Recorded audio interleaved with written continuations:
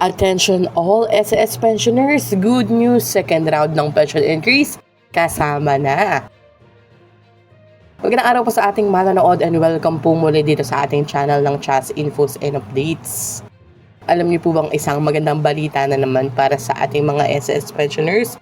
Official nang ini-advance ng SSS ang second rollout ng pension increase ngayong June 2026 para mas maagang maramdaman ng benepisyaryo ang dagdag na pensyon.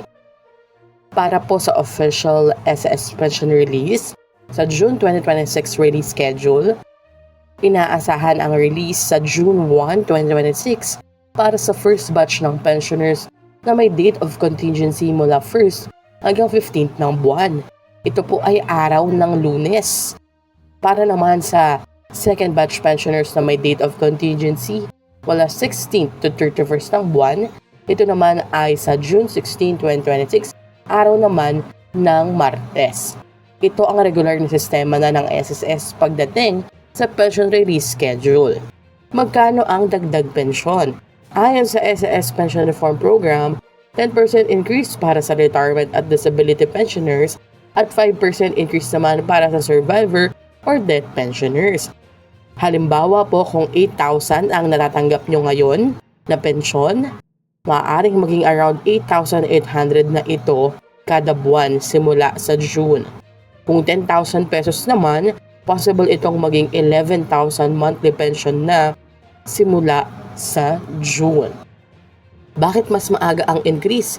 Original na nakaschedule pa sana ito sa September 2026 pero dahil sa epekto ng inflation at pagtaas ng presyo ng mga bilihin, mas pinili ng SSS na i-advance ito ngayong June para makatulong agad sa mga pensyonado. Sino ang mga katanggap?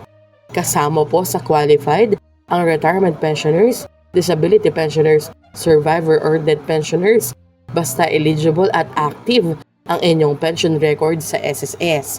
Paalala sa mga pensyonado, mga ka-pensioners, siguraduhin updated ang inyong disbursement account para maiwasan ang delay sa pagpasok ng pension at increase, pati na rin yung mga kailangan na mag-comply sa AKOM.